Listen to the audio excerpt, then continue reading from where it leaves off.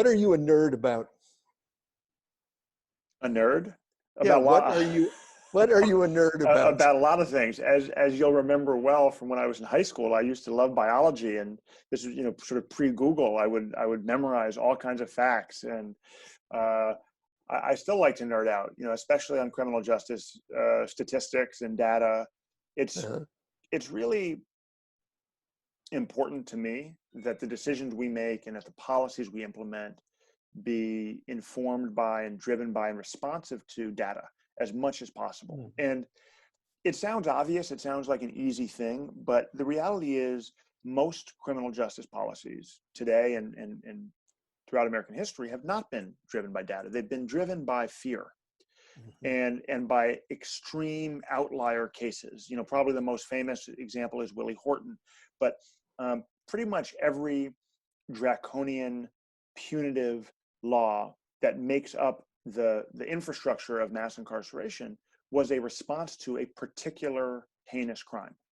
Mhm. Not to data, not to the median or the norm or the average or to what was, uh, tested uh, over time to actually reduce crime or keep us safe.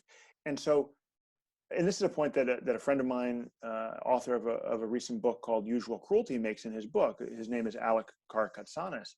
But he says, when reformers, people like me, when reformers are trying to do something new, to implement strategies aimed at decarceration or restorative justice or um, decriminalization of drugs or decriminalization of sex work, critics always say, well, does it work? And they always point to the one example where you let somebody out of jail without money bail and they went and committed a heinous crime.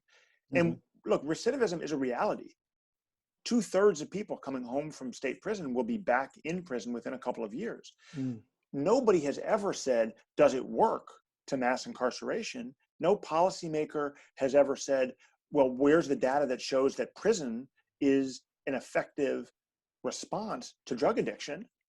Nobody's ever done that test or Good run those point. numbers. So I'm a nerd about saying, let's look at what we're doing, how we're responding to what we define as deviant behavior, and make sure that what we're doing has some rational, Mhm. empirical support at Mhm. one of three critical things that are always my goals as a policymaker, as an elected official in the criminal justice space.